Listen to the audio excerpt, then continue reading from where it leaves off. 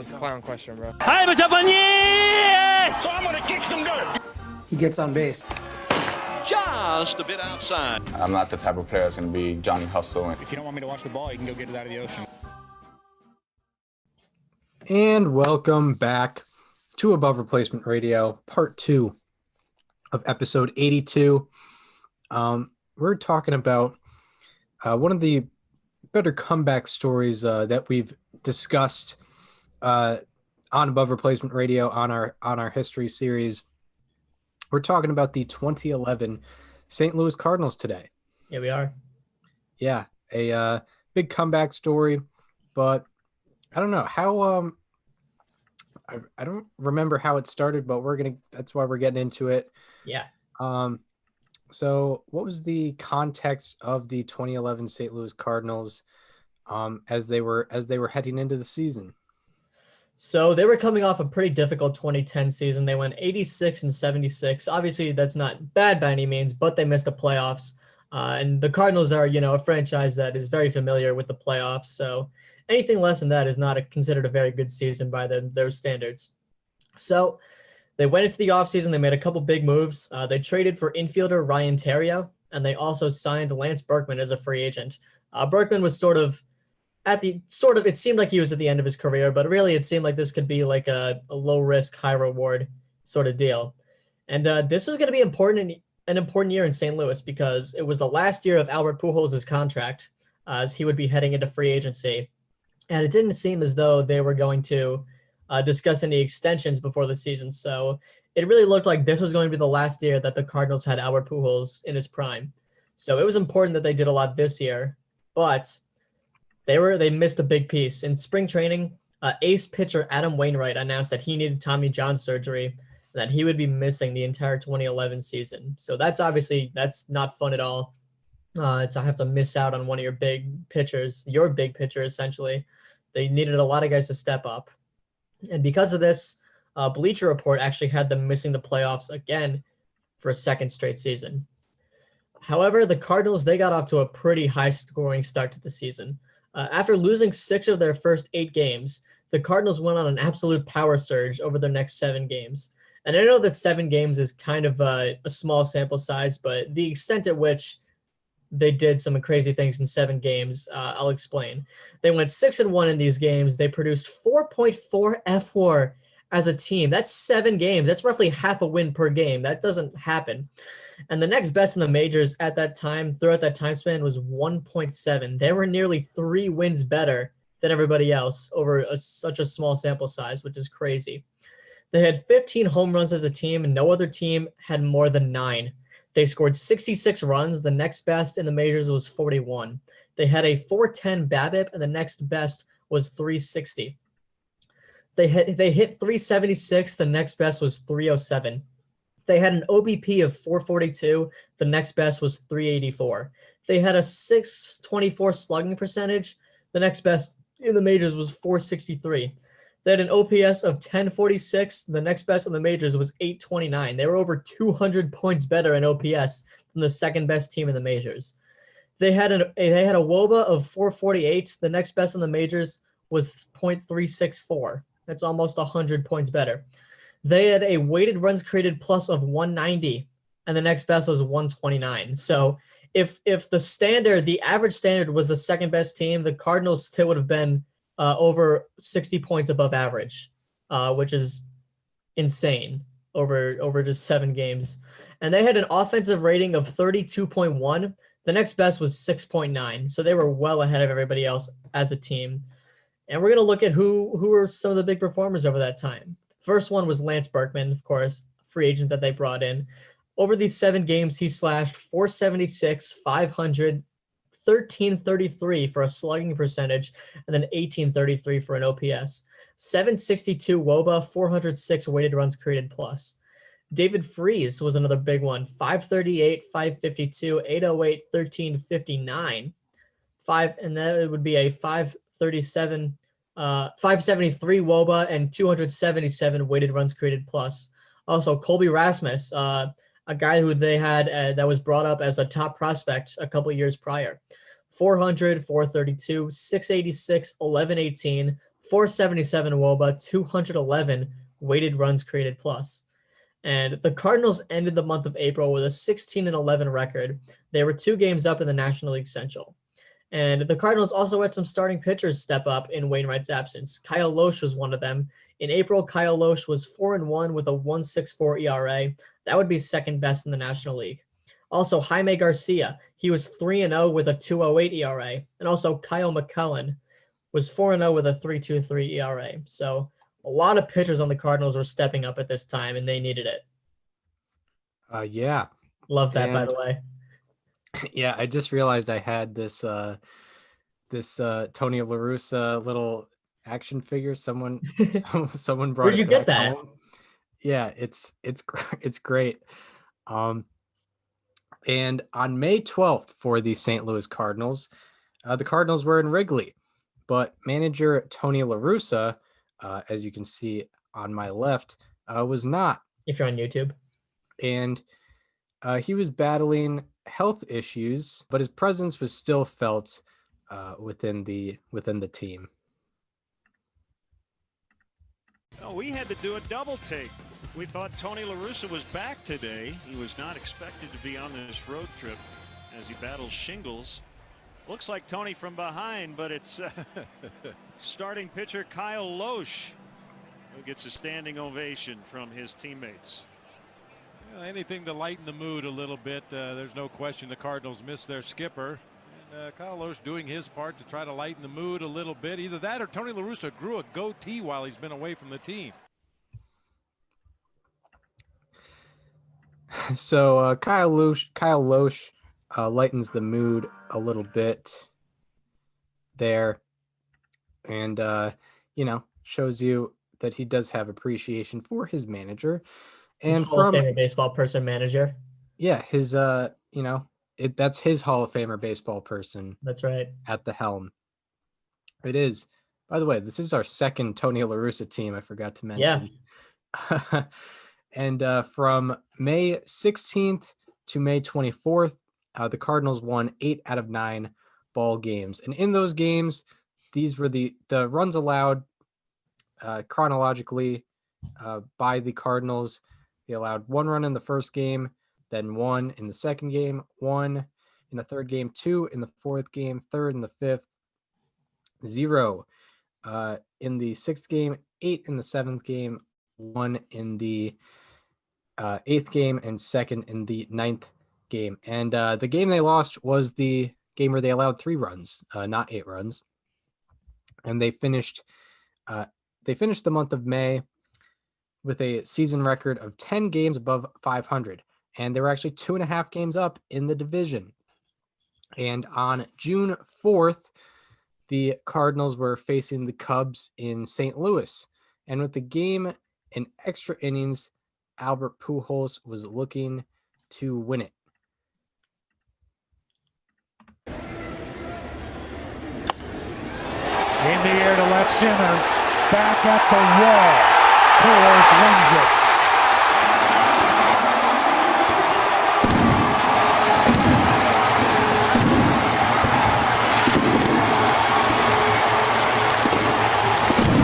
That is unbelievable. Not that Pujols hit it out, but that Samardzija made one good enough.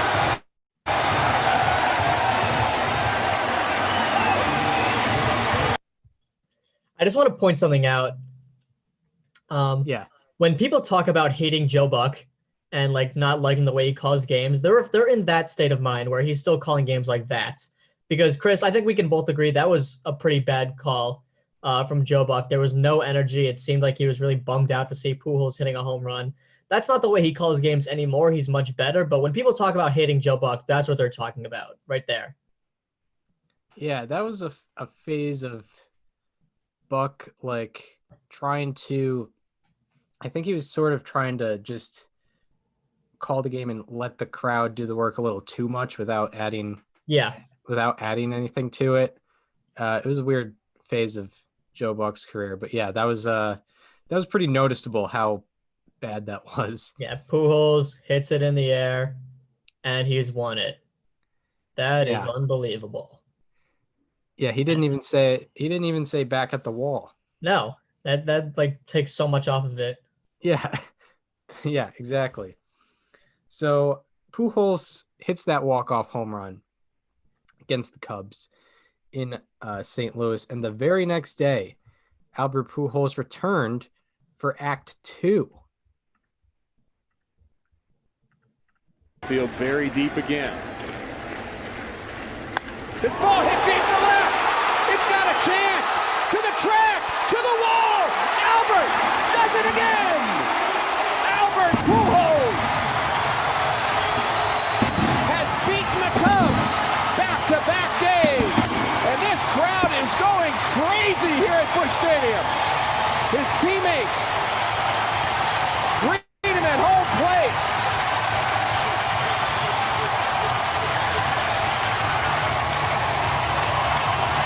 Home run number 13, number 51 against the Cubs. Listen to this crowd. Yeah, that's how you do it right there. Yeah, that's kind of it's like one of those things where they show you what to do and what not to do. Sort of like that. Same guy, same situation, very different calls for sure. So Pujols back-to-back days, walk-off home runs for the machine. And on June 19th, the Cardinals once again found themselves in a position to walk it off. And this time it was Skip Schumacher trying to win it for the Redbirds. That ball on the run, barehanded, going in one direction and then spun and fired a strike. In the air, right center field. Is it gone? Yes! Schumacher, walk-off homer!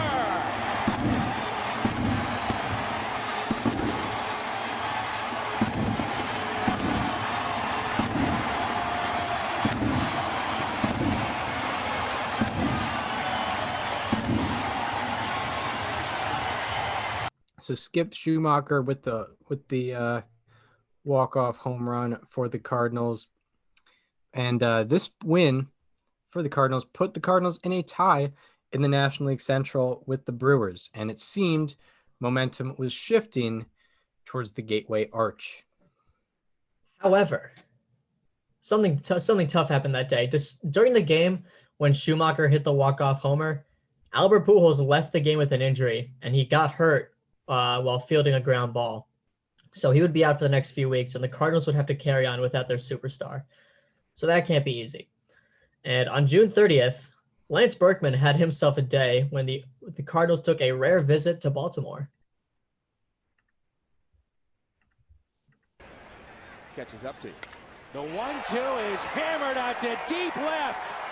Way out of here. Home run, Berkman. 2-run shot. The wrist feels great. Number 19 for Lance Berkman. I would suggest not tinkering with this swing. And that is hammered deep right. 2-home run game for Lance Berkman. Wow. What a year this guy is putting together. That should get him another 10,000 All-Star game votes. He knew it right away. Doesn't like to show up the pitcher. Wow, to hit that ball wrong way. That's 2 bombs from Berkman. So Lance Berkman, homers from both sides of the plate, once as a righty, once as a lefty. Some impressive stuff there from him. And the Cardinals went 7-7 in Pujols' absence. That doesn't seem great when you're contending for a division, but the Milwaukee Brewers went 5-9 during that same stretch. The Cardinals were up by 1.5 games when their superstar returned. And at the end of the first half, St. Louis was tied at the top of the division with a 49-43 record, but also the Pittsburgh Pirates were just 1 behind. So this was a very close division among 3 teams. And also, I believe the Cubs were 4 games back as well. So now we go into the All-Star game, and Lance Berkman, Matt Holliday, and Yadier Molina represented the Cardinals in Arizona at that All-Star game. And Lance Berkman at the break had a 173 weighted runs created plus, and that was leading the National League. However, Matt Holliday, who was just shy of qualifying for rate statistics, was slashing 324, 418, 577, 995 with a 428 WOBA and 177 weighted runs created plus. That led all NL hitters in weighted runs created plus among people with at least 200 plate appearances, and Holliday had 280, so that's not necessarily cherry picking there. Also, Yadier Molina had the second highest average in the National League among catchers with a 282. And in the All-Star game, Lance Berkman and Yadier Molina each picked up one hit. So now as we head into the second half of the season, the Cardinals are doing a little bit of sliding away, and not in the way that they want to be sliding. And from the start of the second half until the end of July, the Cardinals went 8-8, which is not good when you're contending for a division, because the Brewers went 11-5 over that same timeline, and Milwaukee was up 2.5 games going into August.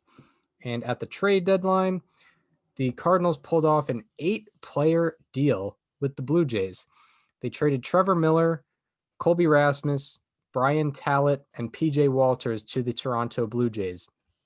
And in return, they received Octavio Dotel, Edwin Jackson, Corey Patterson, and Mark Zepchinski. Good job on that name. I had more trouble with Edwin Jackson because I was about to say Diaz, because I guess the Mets are on my mind today. Mets have been on everyone's mind today. We'll be talking about that next week. Exactly. And on July 29th, Albert Pujols looked for a big milestone in what seemed to be his last year in St. Louis. The 1-1. Pujols rips it fair. Hit number 2,000 down into the corner. And with this double, Pujols joins Stan the Man, Brock, Hornsby, and Slaughter as Cardinals with 2,000 hits.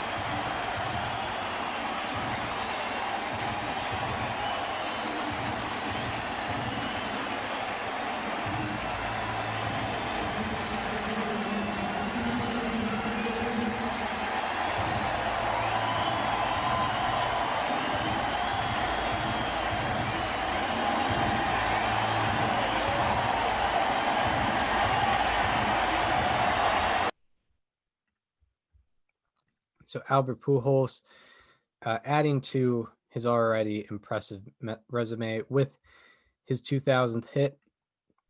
And after this personal milestone, the Cardinals were still struggling as a team, as they were sort of being left for dead by the Brewers. The Cardinals stayed stagnant throughout the entire month of August, sporting a 15-13 record throughout the month. However, the Brewers were 21-7 in the month, and the Braves, who were fighting for a wild card spot, were 17-9 during that month. And the Cardinals were as far as 10.5 games behind the Brewers, and they entered September 8.5 games behind the Braves for the wild card. And it seemed as though they were done. So now in September, the Cardinals, they got to climb back up because they're in a massive hole right now, 8.5 games out of a playoff spot. They need to get something going. On September 5th, the Cardinals welcomed the Brewers to St. Louis for a 3-game series, and the Cardinals took 2 of those 3 games. And after that, they welcomed in the Atlanta Braves. And in the first game of the Braves series, the Cardinals were in extras and had the winning run on third with 1 out, and Nick Punto was up to the plate. There's a line drive to center field. It's deep enough to score the winning run for the Redbirds, and Matt Holliday and the Cardinals win game 1 with Atlanta, and they celebrate on the infield. 4-3 Cardinals. So the Cardinals win that first game against the Braves, and that would set the tone for the whole series because they swept them, and all of a sudden they were 4.5 games back of Atlanta, looking pretty good. So now let's skip to the second to last day of the season. The Cardinals won and the Braves lost. This put the two of them in a tie for the National League wild card. So going into game 162, if the Cardinals won, the worst case scenario is they would have to play a game 163 against the Braves. Obviously, the worst case scenario is they lose and the Braves win and their season gets eliminated. And Chris Carpenter was on the mound for game 162 against the Houston Astros, and he was elite. His line was 9 innings pitched, 2 hits, no runs, 1 walk, and 11 strikeouts for a game score of 93. The Cardinals won, and now it was up to the Atlanta Braves.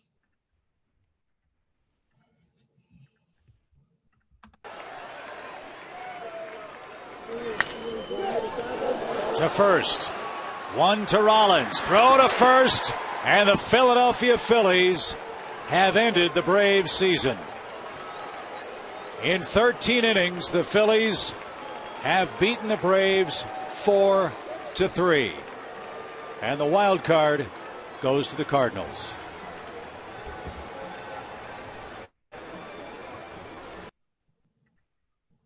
So the Cardinals are going to the postseason. They were not supposed to be there. They were almost 10 games back of a wild card spot, but here they are. Just to give you an idea, the Cardinals went 18-8 in the month of September for the best record in the National League.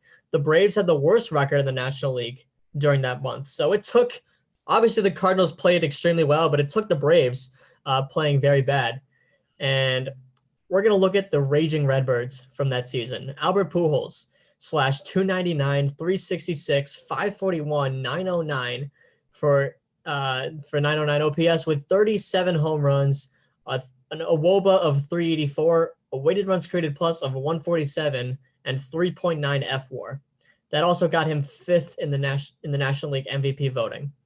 Lance Berkman, /301, 412, 547, 959 with 31 home runs, a WOBA of 408, 163 weighted runs created plus, 4.7 FWAR, and 7th in the MVP vote. The Cardinals had 2 guys in the top 7 there.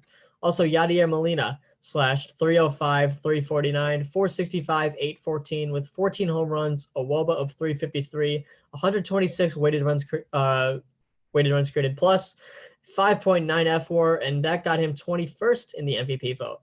Also on the mound, Chris Carpenter was 11-9 with a 3.45 ERA. Also, his 237 in the 3rd innings pitched led the National League. Kyle Lohse and Jaime Garcia stepped up big time in the absence of Adam Wainwright. They both had a sub 3.6 ERA in at least 180 innings pitched. Also, Fernando Salas came out of the bullpen and was big, a 2.28 ERA, 24 saves and 75 innings pitched. And also Jason Mott had a 2.25 ERA in 68 innings pitched. Also, Tony La Russa was 3rd in Manager of the Year voting. And this stat doesn't really mean anything, but I thought it was kind of funny. With Lance Berkman and rookie relief pitcher Lance Lynn, the Cardinals became the first team in MLB history to have multiple players named Lance to produce at least 1 plate appearance on the season. Pretty impressive stuff. I mean, people were waiting for years to have 2 guys named Lance on the same team and to both take at least 1 plate appearance. And this 2011 Cardinals did it. The only other team to do it is the 2012 Cardinals, of course. So they are now in the playoffs, and in the National League Division Series, they were facing the Philadelphia Phillies. And when the Phillies were at their peak, this was looked at as the best team that they had. This is when they had Roy Halladay, they had Cole Hamels, they had Cliff Lee, they had Roy Oswalt. It seemed like nothing could stop this team. But the St. Louis Cardinals had to try and do it. In game 1, after Rafael Furcal singled and Pujols walked, Lance Berkman looked to give his team an early lead. Tony La Russa said we have a very dangerous bat available for the pinch hitter. Berkman, it's a fly ball to right field, way back and gone. Lance Berkman on the first pitch hits a 3-run homer, and the Cardinals stun this crowd and take the lead. Berkman homered off of Roy Halladay on September 19th, the only homer allowed by Halladay in his last 11 starts. So the Cardinals take a 3-0 lead.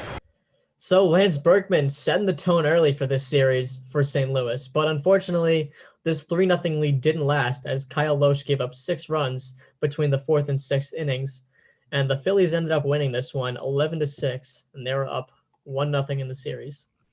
So now in game 2, things didn't look as good as the Phillies got off to an early 4-0 lead. In fact, at this point, Philadelphia had an 83% chance of winning the series.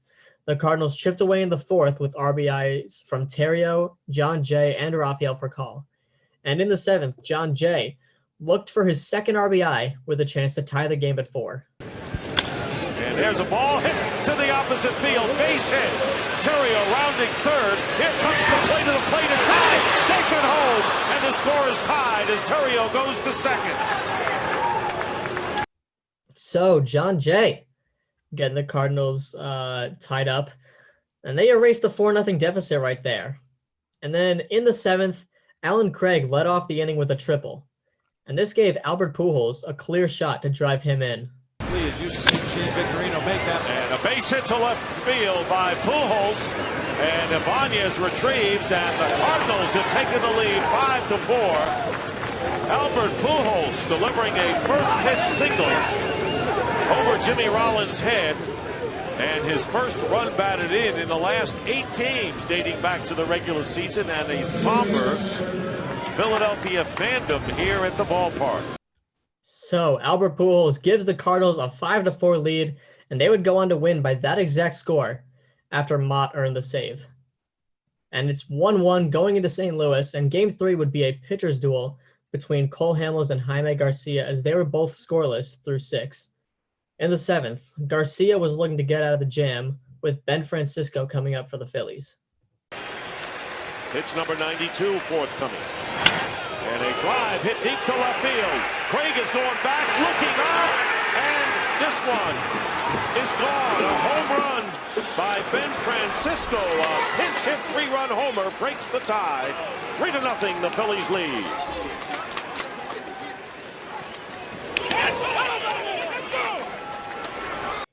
So the Phillies went up 3-0 on that home run. The Cardinals would later get RBIs from David Freese and Yadier Molina, but it wasn't enough, and the Phillies won that game 3-2. So now in Game 4, the Cardinals were playing for their life. They've already done it before, and they needed to do it against a 101-win Phillies team. And they were immediately down 2-0 in Game 4 after RBIs from Chase Utley and Hunter Pence. However, they chipped away in the bottom of the 1st with an RBI double from Berkman. And later on in the 4th, David Freese came up with men on the corners and 1 out. And there's a shot, base hit down the left field line into the corner. Berkman will score the tying run, and they're going to wave in Holiday. And he will play at the plate, slides in safely, and the Cardinals lead 3-2. David Freese with a 2-run double.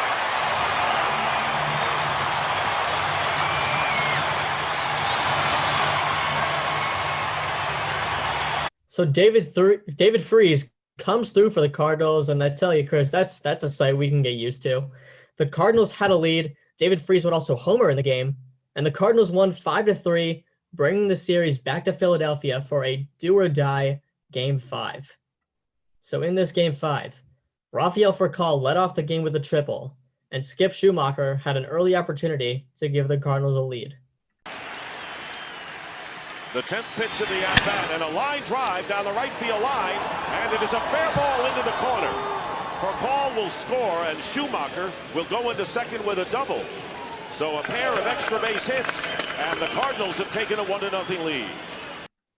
So it's 1-0 St. Louis before there's even an out recorded, and with Schumacher providing the offense, it was up to Chris Carpenter on the mound. Well, it doesn't look like great numbers for Carpenter, but he started 1-7. He finished 10-2. That's more like Carpenter's numbers. It hadn't really hit, and then you turn on the lights in postseason, and he comes alive. And Utley, strikeout victim here, and there are 2 down on the first strikeout for Carpenter. 6-2-30. And Halladay strikes out. Runner over from first, and a fly ball hit to right field. Lance Berkman on the warning track, and he makes the catch to retire the side. Leadoff hitter Jimmy Rollins would be next, and there's a chopper to third base. Freese backhands it, and 3 ground balls, 3 outs, as Carpenter retires the side in order. And And that'll go to Punto. And that'll do it. So important here in the last couple of innings. One hopper to Nick Punto.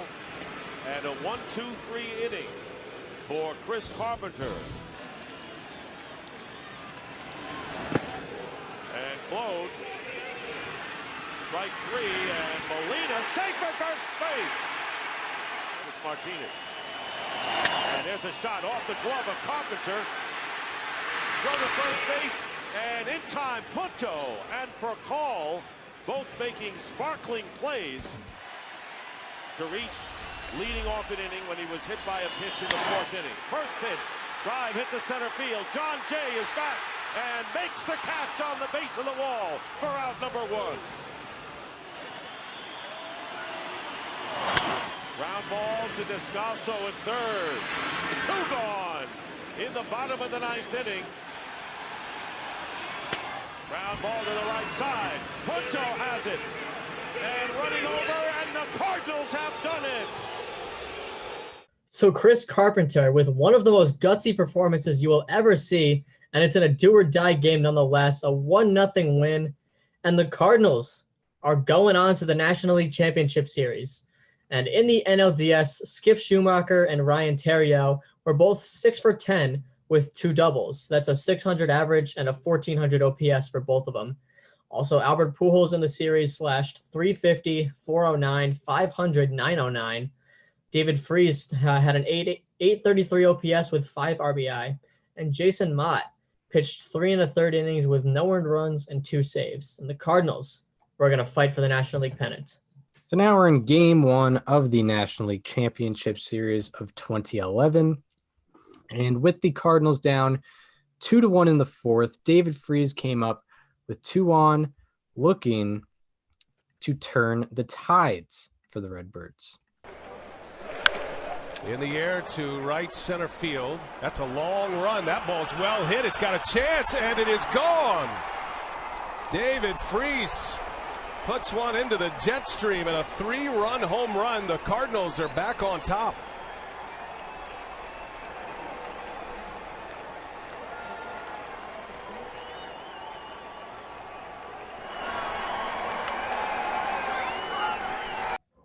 David Freese gives the Cardinals a 4-2 lead. And however, the Cardinals gave up 6 runs in the 5th inning, and the game got away from them. And the Brewers won Game 1, 9-6. And then in Game 2, with the Cardinals needing to break even, the machine took over for the Cardinals. Had a lot of trouble connecting with the signals with his catcher in his last start. As Pujols lifts one deep left, and he'll watch this one fly out of here. Albert Pujols, a 2-run home run. And it is the Cardinals who strike first once again. Pujols goes deep for the first time in the postseason since '06. And a 2-0 lead for St. Louis.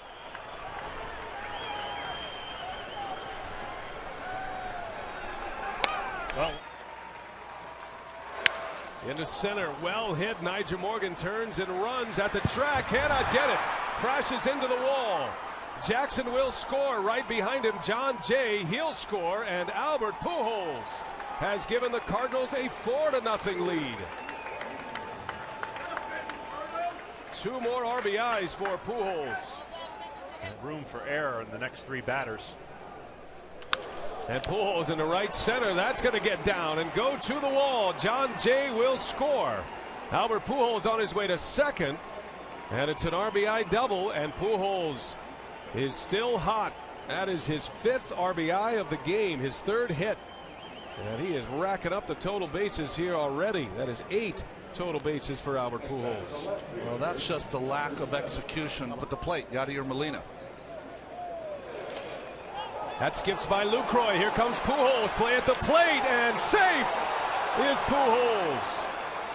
Right between the legs of Lucroy, and Albert Pujols heads up base running. Scores the run. And it is 7-2 St. Louis. Pujols down the right field line. That is a fair ball. And it bounces out, a ground rule double, and Albert Pujols, a 4-hit game, another double. 10 total bases for Albert Pujols in this game. So Albert Pujols with a fantastic day, getting 4 hits, 5 RBI. And Pujols remains the only player in postseason history with a home run and 3 doubles in one game. How about that? And the Cardinals won that game 12-3. And David Freese also was able to contribute in the postseason one time. Had 2 hits and 2 RBI in game 2. So now in game 3, after John Jay doubled home Rafael Furcal in the first, Albert Pujols looked to do the same with John Jay. And he swings and drills one deep left center field. That is way back. And that's going to bounce up and out of here. A ground rule double. Pujols drives in a run. He stays red hot. 2-0 Cardinals. Albert Pujols once again driving in more runs in the postseason.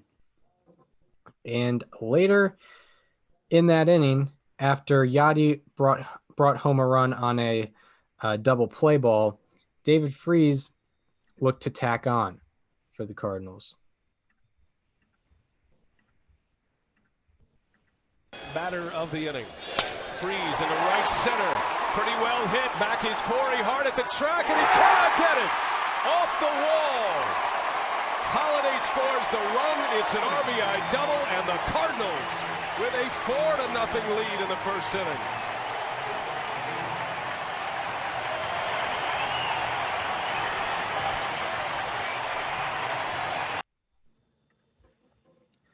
So the Cardinals now have a 4-0 lead thanks to the contributions of John Jay, Albert Pujols, David Freese, and company. And this 4-run first would be enough, as Chris Carpenter would allow 3 runs over 5 innings, and the bullpen threw 4 shutout innings. And the Cardinals won Game 3 4-3 to give them the 2-1 series lead. So then in Game 4, the Cardinals offense struggled as Randy Wolf went 7 innings, allowing 2 runs on early home runs from Matt Holliday and Alan Craig. But Kyle Loesch didn't make it out of the 5th inning, and the Brewers won that game 4-2. And in Game 5, in the 2nd inning, Yadier Molina came up looking to give the Cardinals some runs to take the lead in Game 5. Trying to give the Cardinals the early lead. And he hits one hard right field, way back. Hart is back, reaches up, and it is off the wall. Bergman on his way to the plate. He'll score. Molina with an RBI double. Narrowly missed a home run. And it's 1-0 Cardinals.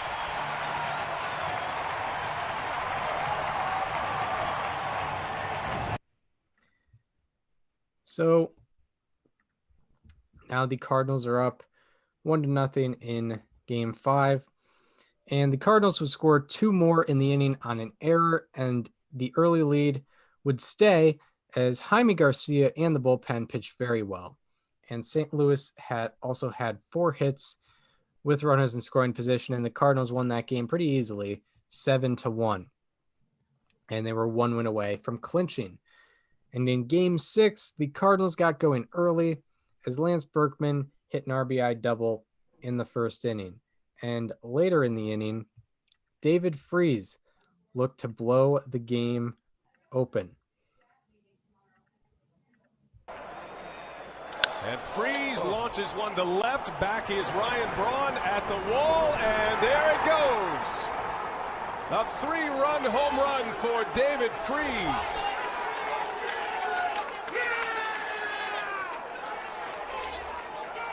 Four to nothing Cardinals, and their hottest hitter comes through once again.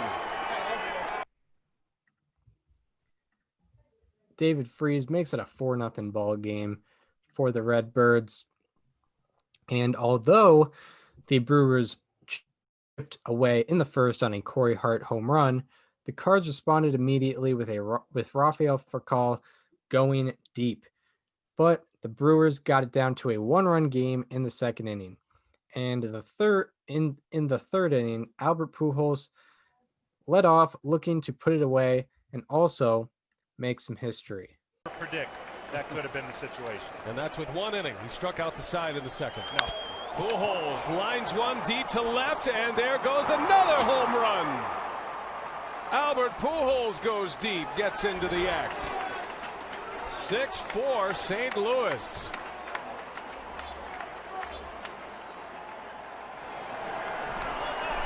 The 6th home run of the ball game as Pujols belts his 2nd of this series.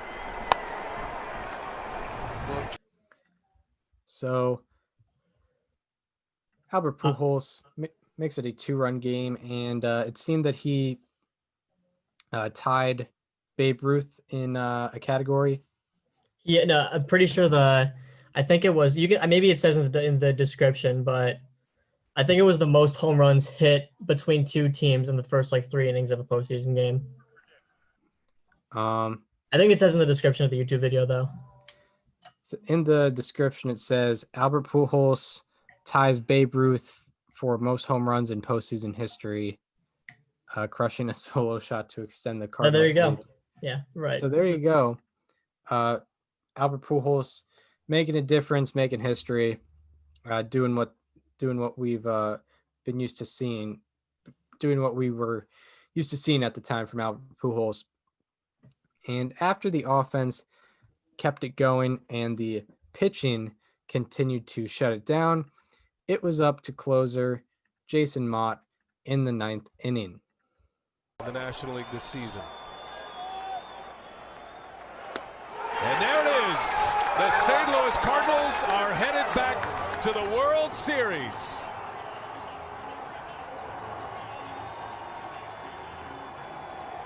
The Cardinals win the National League pennant for the 18th time.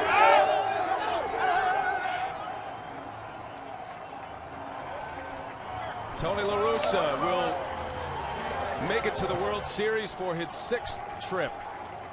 Won it in '89 with the A's. He won it in '06 with the Cardinals.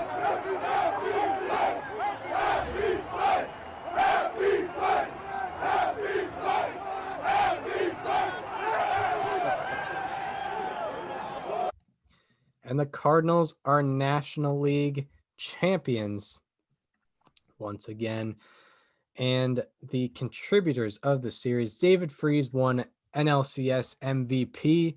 He slashed 545, 600, 1091 for a 1691 OPS. He also had 3 home runs, 9 RBI, and 2 walks. Albert Pujols slashed 478, 556, 913, 1469 with 2 home runs, 9 RBI, and 4 walks. In most 6-game series, Albert Pujols is winning the MVP, but David Freese was just that good. And Matt Holliday, his quadruple slash line, 435, 500, 652 for an 1152 OPS. He had a home run, 5 RBI, and 3 walks. And 53.4% of the Cardinals' runs were driven in by those 3 gentlemen. And Jason Mott and Lance Lynn out of the bullpen combined for 10 shutout innings. And now we're headed to the Fall Classic. So the Cardinals are going to be facing the reigning American League champions, also a team that we covered. The Texas Rangers. We covered the 2010 iteration. This time they're facing the 2011 squad with Adrian Beltre as an upgrade. Now in game 1, after the first 3 innings went scoreless, Lance Berkman looked to change that in the 4th with 2 men in scoring position. From home to the right side, fair. Pujols scores. Here comes Holliday. And the Cardinals lead 2-0 in the 4th of game 1.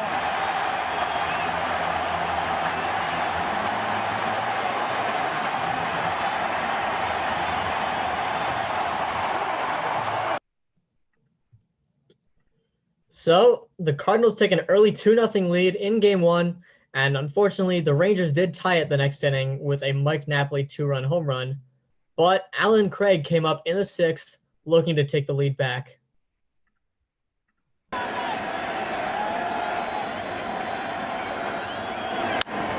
is into right. Cruz will make a catch, and now it's dropped. 1 run scores. Punto holds at third, and the Cardinals lead 3-2. Nelson had it for a moment. It got away. And Alan Craig delivers off the bench for the Cardinals in the 6th. So it is now a 3-2 ball game. The Cardinals are leading after that single. And after this, 5 different Cardinal relievers came in to shut it down. And the Redbirds won game 1 3-2. That's big time. Now in game 2, it was a pitcher's duel between Jaime Garcia and Colby Lewis as they were both dealing. We're going to jump to the bottom of the 7th. It was still 0-0. The Cardinals had runners on the corners with 2 out, and Alan Craig was once again up. And Craig is delivered again. In to score is Freeze, and the Cardinals score first. Alan Craig has done it to Ogando back-to-back nights. 1-0 in the 7th.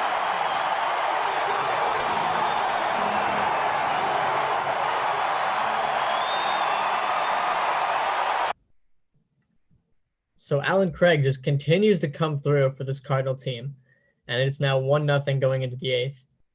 Now skip to the 9th inning. Jason Mott was on for the save, but he struggled. After giving up a game-tying sac fly to Josh Hamilton, the next batter was Michael Young, who had the opportunity to do the same. Here is a 3-2. And a fly ball into right center field is going to put Texas on top for the first time tonight.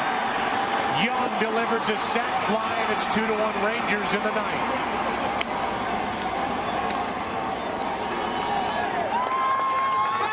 And Elvis Andrus with a big 9th inning here for the Rangers.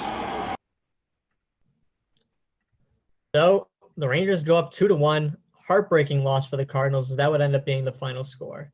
And you know, that game could end up being something to look back on. You know, you had a 1-0 lead in the 9th, and you weren't able to close it out. That's one that could come back to bite you. But now we got to go to game 3. The Cardinals opened the scoring early when Alan Craig once again came up.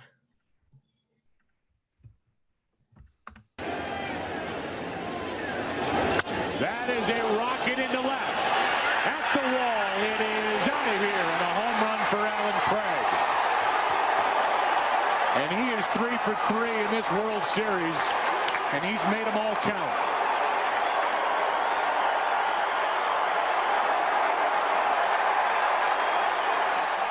And the Cardinals, Tim, have a young star in this kid. There is no question about it. On the heels of your remark about the RBI ratio, 40 RBIs in 219 at-bats. Think about that. So Alan Craig just continuing to come through for the Cardinals. And later in the 3rd, David Freese looked to tack on.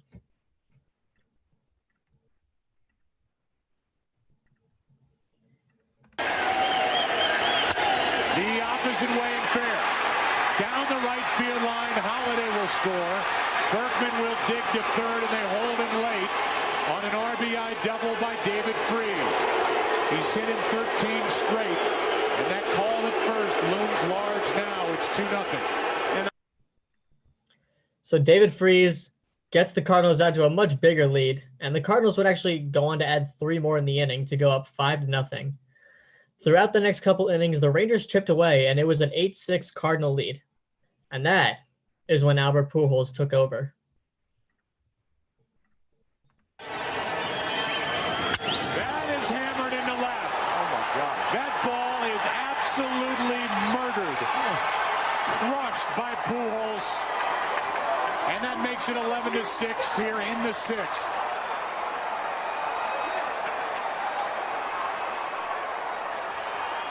His 3rd hit of the night, his first home run of this World Series. And this thing was blasted. About it. The Cardinal fans know him. Here's one into left center field. Back at the track. He's got another. And more respect. Unbelievable. As he's hit a 3-run shot, now a 2-run shot. And the Cardinals lead it 14-6 in the 7th.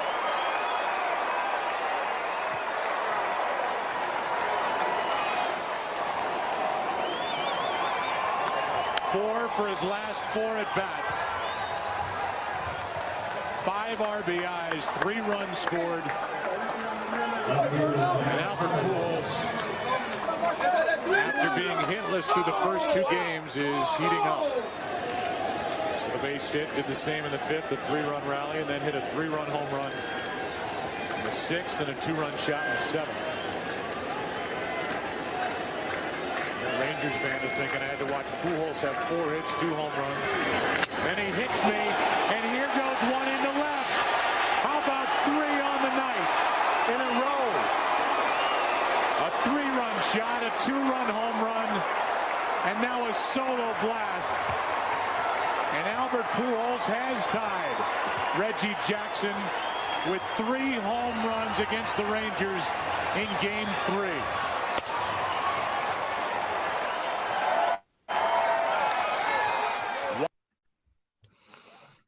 So Albert Pujols with 3 home runs in the late portion of that game, and Pujols remains the only player in postseason history with 5 hits and 3 home runs in 1 game.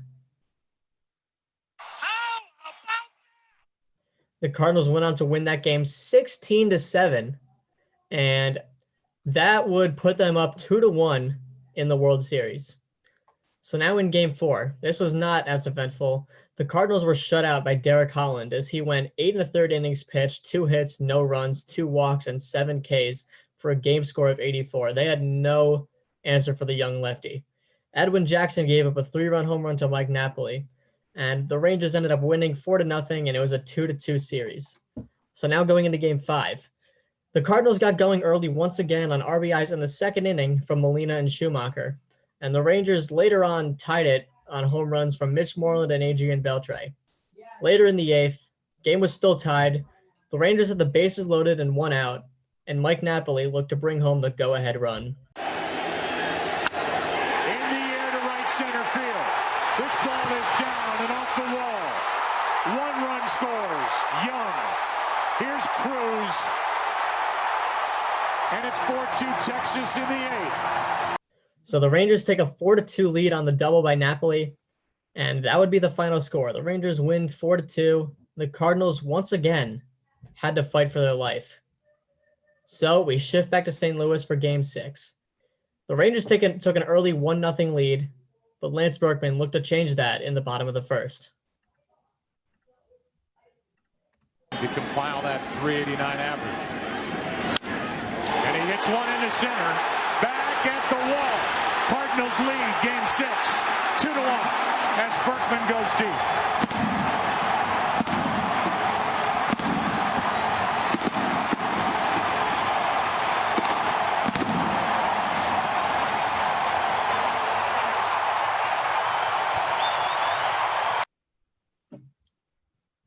So the Cardinals go up 2-1 on the home run from Berkman, but Ian Kinsler tied it in the next inning for the Rangers on a ground rule double. So now it's 2-2.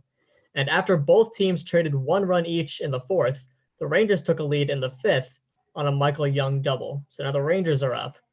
The Cardinals later tied it, though, in the 6th on a Yadier Molina walk, so it's 4-4.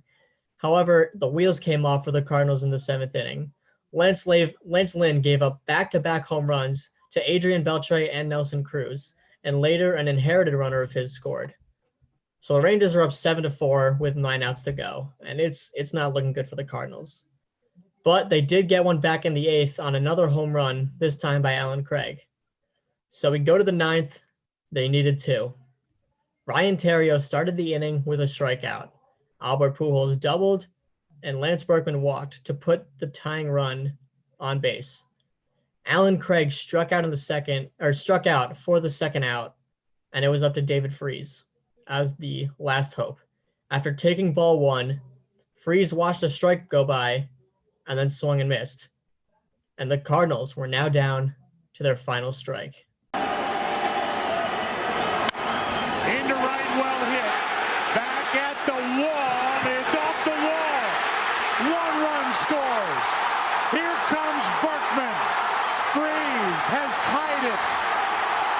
7-7. Unbelievable.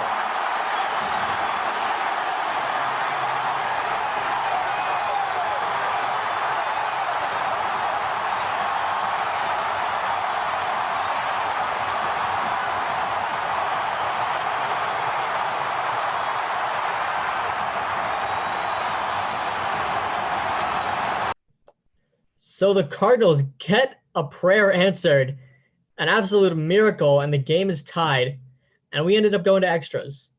So now in the top of the 10th, although the Cardinals had the momentum, they still needed to get outs. Elvis Andrus hit a one-out single, and that led to Rangers slugger Josh Hamilton. There's a shot into right. Back at the track. At the wall. Hamilton has gone deep. And it's 9-7 Texas here in the 10th. His first home run of this postseason.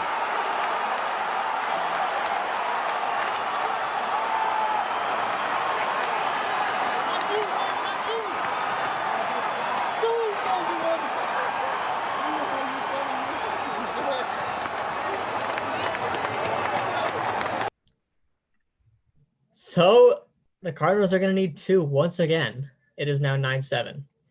Daniel Descalso and John Jay led off the 10th with singles, and Kyle Loesch bunted them over. So now the tying run was in scoring position. After Ryan Theriot grounded out, which scored a run, Albert Pujols was intentionally walked. So there's two outs, and it was now up to Lance Berkman. After he fouled two off and watched two go outside the zone, the Cardinals were once again down to their final strike.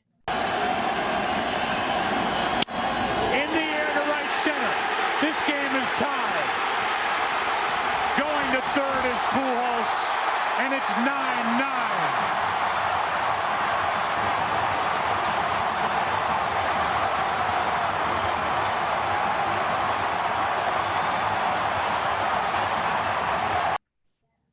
So it is once again tied. The Cardinals were down to their final strike twice, and they're still alive. And after a scoreless top of the 11th, David Freese came up in the bottom half looking to start or end something. Freese hits it in the air to center.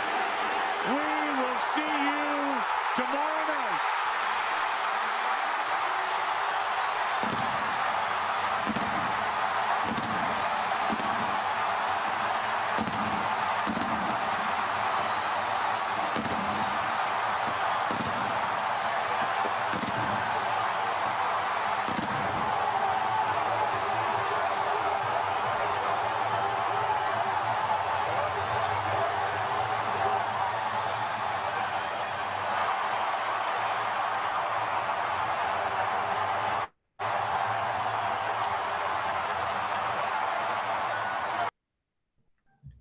That game right there was the embodiment of the entire Cardinals season. They weren't supposed to be good without Wainwright, and they were good. They weren't supposed to be in the playoffs come September. They were in the playoffs. They weren't supposed to beat the Phillies. They did. They played the team that beat them in the division, the Brewers. They weren't supposed to beat them, and they did. They certainly were not supposed to win that game. They did. David Freese had a WPA, a win probability added, of .964 this game. The next best in postseason history is .87. So David Freese by far had the clutchest game in postseason history. It's not even close. And now we go to game 7, do or die. The Cardinals have come all this way, but it wouldn't be for anything if they don't win this game. And the Rangers got 2 runs in the in the top of the first on RBIs from Hamilton and Young, but the Cardinals still had some magic in that bat of David Freese. Runners go on a shot into left center field. This is going to tie it. David Freese, what a roll. 2-2 in the first.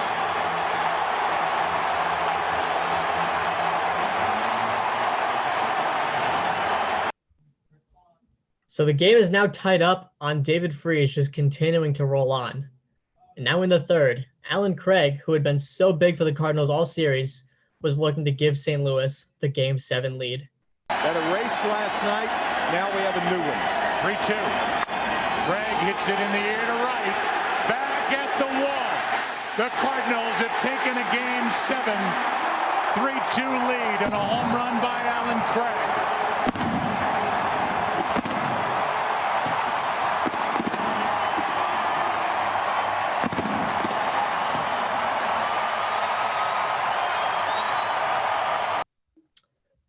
So the Cardinals are now up 3-2, and they would get 2 more runs in the 5th inning on RBIs from Yadier Molina and Rafael Furcal. In the 6th, Chris Carpenter completed his outing of 6 innings pitched, 6 hits, 2 runs, 2 walks, and 5 strikeouts, and most of that came in the 1st inning.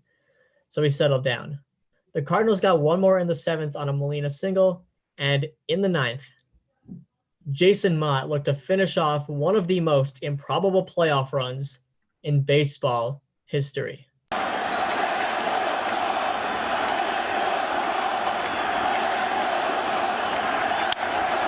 the air to left, well hit. Back is Craig. What a team. What a ride. The Cardinals are world champs in 2011.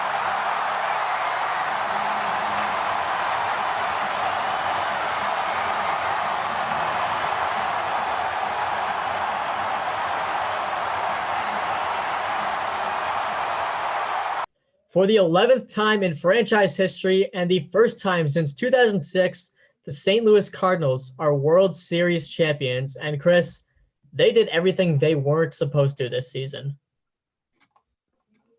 That is absolutely 100% correct. Yeah, I mean, they weren't supposed to be really much of a playoff contender, and that remained true until the last days of the season. And then you face a 100 win team with Roy Halladay, Cliff Lee, Cole Hamels, Roy Oswalt. I mean, that was the World Series favorite from the jump, probably since spring preseason training. And definitely in the postseason. Yeah. They beat them. They beat the NL Central winner. And then, you beat the Rangers, who were very, very respectable in their own right. They were, I would guess they were underdogs in each of the series. Yeah. So obviously David Freese was the World Series MVP. He slashed 348, 464, 696, 1060 with a home run, 7 RBIs, and 5 walks. If David Freese didn't have the situational hitting that he did, then Alan Craig probably would have been the MVP. He slashed 263, 417, 737 for an 1154 OPS with 3 home runs, 5 RBI, and 4 walks. Also, Lance Berkman slashed 423, 516, 577, 1093 with a home run, 5 RBIs, and 5 walks. Albert Pujols slashed 240, 424, 640, 1064 with 3 home runs, 6 RBI, and 6 walks. He went out of St. Louis with a bang. And also Yadier Molina went 8 for 24 in the series. That's good for a 333 average. He had 9 RBIs. Also, Jaime Garcia, 10 innings pitched, 2 earned runs for a 1.80 ERA, 10 strikeouts. And Chris Carpenter, 2-0, 19 innings pitched, a 2.84 ERA, and 13 strikeouts. So, Chris, as far as this team's legacy, they won despite being down to their last strike multiple times. And I mean that literally and figuratively. I mean, they were literally down to their last strike multiple times, but they were also down to their last strike metaphorically in the regular season, in preseason when they lost Adam Wainwright, when they knew they were going to have the distraction of Pujols being in a contract year, of Pujols being injured, facing all 3 of the teams that they faced, and of course actually being down to their last strike. They also capitalized in their last season with Albert Pujols, and they proved that they could win without Adam Wainwright. Yeah, Adam Wainwright was probably their ace at the time, and he was not necessary in that World Championship run. And yeah, they knew it would be the last year of Pujols. They smartly did not extend Pujols. Yes. And they capitalized on it for sure. Absolutely. And they still had him. They had him while he was still good, and he followed through, continued his postseason legacy, and and that was that. And yeah, and they, even after that, they were able to make the playoffs. But yeah, this was the team. This was the most improbable team, ironically enough, for them. And ironically enough, usually in this century, their most improbable teams are the teams that have won the World Series. Like they won 83 games in 2006, won the World Series. They were down 8.5 games in the wild card in heading into September with this team. They won the World Series, but 2015 and they won 100 games and lost in the first round. So in 2013 they lost 97 and lost. They won 97 and lost in the World Series. Yeah. So, they were the underdogs and they followed through for sure. Yeah. David Freese had probably the clutchest performance you'll ever see. Obviously that win probability added stat speaks volumes. He's forever just remembered for this. I mean, he retired, like I remember in 2018 watching him in the World Series with the Dodgers. All I could think about was, what if he does it again? Like that memory just stays with you, the impact that he had in those situations. Yeah, and he did have some moments. Yeah, with the Dodgers, even though he wasn't quite the same for his team, but I mean, he set a pretty high bar here, though. Yeah, exactly. But like in terms of skill in general, he was still pretty scary. And like, Albert Pujols was spectacular too. I'm looking at his game logs here. Throughout the postseason, had an 1155 OPS. I mean, he was extremely, extremely good. And win probability added of 0.63, very good for a guy. A good side, I guess a good sidekick for David Freese. But yeah, gets lost in all that, and I guess it makes a lot of sense. But yeah, a very good team, and pitching as well, very good when they needed to be. Chris Carpenter was spectacular throughout that postseason in the games he needed to be good, and even before the postseason with that game 162, shutting out the Astros when he needed to. So yeah, that was kind of Chris Carpenter's staple sort of postseason, I guess, even though he had some mediocre games, but he should get remembered. Jaime Garcia was pretty good as well. The offense gets remembered, but the pitching also, they weren't fantastic, but they were good when they needed to be, for sure. Exactly. So yeah, that leads so that closes the book on the St. Louis Cardinals. So now on to our favorite part of the episode, where we're deciding the fate of our next week. For those unaware, we're doing, with the Baseball History Series, we've selected 30 players and 30 teams to talk about. I have a list of 30 players. Daniel has a list of 30 teams. He puts those teams in a computer randomizer, as I do with the players. I select a number to decide the team we're going to be talking about. I have no idea what the number is. Same with Daniel for the player. He has no idea who the player will be.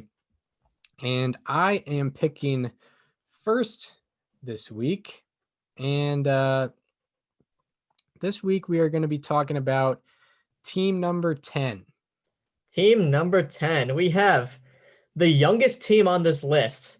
We can provide a lot of personal experience because this is the first time when we became friends at college. This was the team that we watched quite a bit of. We had a bet on our show that regarded around this team.